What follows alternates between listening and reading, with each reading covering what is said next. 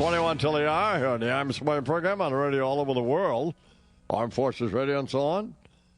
Coming up a little later this morning, Psychos 2, the return of Curtis Sliwa, and then Hannah Stormer talked to that girl about what's going on, and Tony Tupac Powell here with some thoughts on Bill Cosby. Peter Kiernan's new book is entitled American Mojo, and he joins us now. Good morning, Mr. Kiernan. Great to be with you again. How are you? I'm great, thanks. It's as close to a Texas morning as we can have in New York. You know, I just asked Bernard, I said, this guy ever been on before? So, well, of course you have. You were on with when you wrote Becoming America's Bitch, right? China's bitch. Becoming China's bitch. Did we? No, I think China's had their ups and downs, and we're still fighting the good fight. Didn't you used to be in the market and used to do that in Wall Street, didn't you? Yes, I did for many years. So what do you think happened yesterday? Well, look, yesterday it was a very simple problem. If you look at the last 6 years, China's market's been flat as a pancake, and then it started to rise like levitation. It more than doubled. And what's unusual is that the Chinese government literally encouraged people to invest. They got as excited. They talk about pump and dump. They were totally excited to get investors in. And so everybody invested. To put it in context, there are 90 million accounts in China. There aren't 90 million members of the Communist Party, so everybody invested. I read somewhere that 30% of the college students have invested. That all works great so long as the stock market is going up. Yeah. But everything fell out of bed about a month ago, and we've had a big rout there. And what the Chinese government is trying very hard to do is put a Nerf ball under every individual investor. But as we all know, that doesn't really work very well. Well, what happened a month ago? What caused that? Well, basically, suddenly people started to say, is this run going too hard?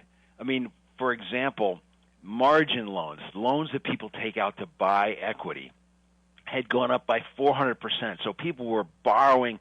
Everybody was coming in. Literally, people with no experience were coming into the market. And once somebody started selling, once the market started going down, a broad panic. There was $3 trillion lost, and a lot of that was borrowed. And so if you're overextended, one thing that translates better than any language is fear. And fear ran through that market. It was a broad panic. And once that starts, it's very hard to stop. Talking with Peter Kiernan, who's been on Wall Street. His new book's called American Mojo, Lost and Found, Restoring Our Middle Class Before the World Blows By. Yesterday on the New York Stock Exchange, they had what they described as a glitch, and they couldn't wait to tell us it was not some sort of cyber attack.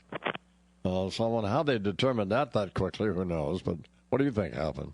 Well, it's hard to know. The one thing that I would say that's sort of a shame for the New York Stock Exchange is that the whole world sort of carried on. By that I mean trading took place without a glitch everywhere else besides the New York Stock Exchange. So there are 11 other exchanges and some private ways that you can buy and sell shares. And you never want to look too irrelevant. You know, it's just a good pattern in life not to look irrelevant.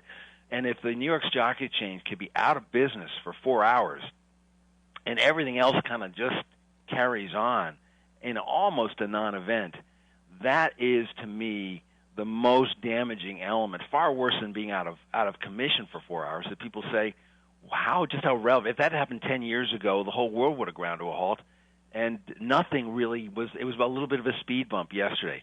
So that's bad news for the New York Stock Exchange, I'm sorry to say.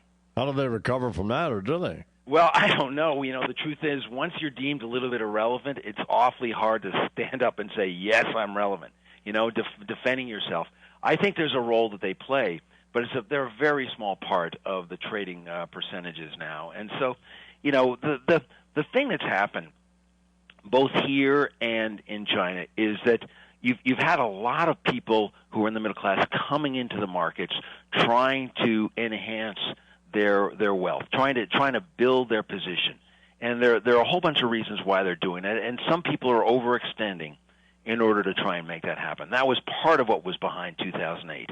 That what you've had is all of the costs of middle class life, all the aspirations, a house, a car, health care, those have all had huge spikes in inflation, even though overall inflation has been pretty modest.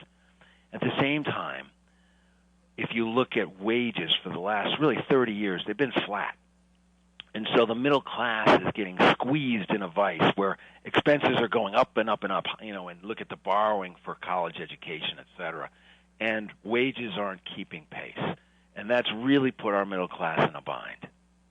So probably the New York Stock Exchange wouldn't be a target for any kind of sabotage because of its irrelevancy, right? Well, the trouble is that it's iconic, and what's more fun than thumbing your nose at an icon? I will say that they were awfully quick to say it wasn't cyber. I was starting to wonder yesterday, I don't know about you, but, the WallStreetJournal.com was having troubles. United Airlines has having troubles. New York Stock Exchange. Thank God Imus was still on in the morning. Let's just put it that way. But everyone else was seeming to having trouble. And there were times yesterday, somebody called me and said the stock exchange, and I said, something is up. But it turned out maybe it's just sun flares or something, but sunspots. But it is striking, isn't it, that all of a sudden all these things sort of lined up in a row. Yeah, it sounds like, well, they wouldn't lie to us, would they? No, of course not. No, they wouldn't. I can't imagine that they would cover it. However, I do think they were awfully quick on the trigger, and a few people have sort of now ominously looked for conspiracy here.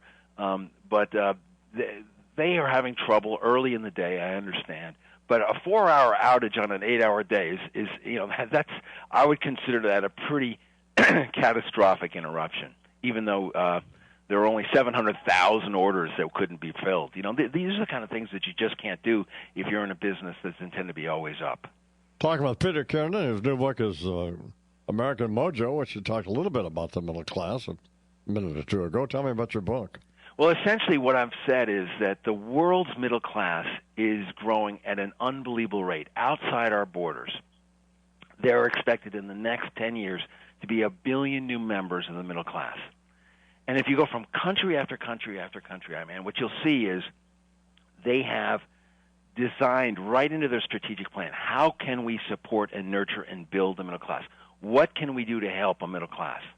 That is exactly, by the way, our playbook. That's what we did after World War II. When 16 million American men and women came back from the war, everybody lined up together.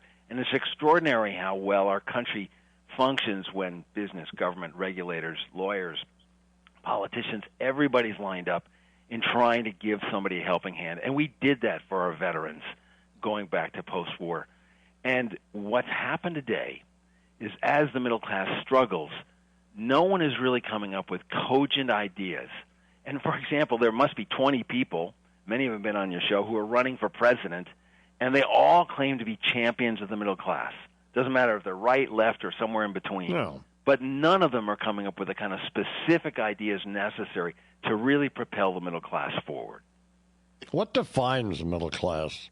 Well, it's changed dramatically. It's an amazing question. Once upon a time, it was very easy. It was like a block of concrete. It was largely white, and you could determine by what people earned. Today, it's changed because, for example, women play a much more important role in the workforce than they ever did before. Women now hold 51% of the professional jobs. So most of the professional jobs in the country are held by women. But there is an emerging Hispanic, Latino middle class. The African-American middle class has been crushed since 2008, but there is still an African-American middle class. So the picture of our middle class has changed, is much more dynamic. And I'll give you one example. There are 45 million poor people in this country, which is appalling, right? That's just entirely too many. But just above that seam, just above the poverty line, are another 50 million Americans who I call hovering poor. One twist of life's knife away from a trip down into poverty. And what you've got is a lot of velocity, people going in and out of poverty. So, for example, one of the leading causes of middle-class bankruptcy is a cancer diagnosis. And there are people who lose a job or have a car wreck or one of their kids gets sick, and all of a sudden, all their best-laid plans are put aside, and suddenly they're falling into poverty. Even people who are doing everything we expect them to do. Husband and wife are working. Everyone's saving. They're trying to do the right thing, but something happens, boom, down into poverty. And so this velocity in and out has caused a big change to the middle class. fascinating stuff. We could talk to you all morning. Good interview and stuff. Oh, it's always great to be with you. I love your show. Have for a very long time. All right, thank you, Peter. Peter Kiernan, buy his book, American Mojo. 11 minutes now till the hour.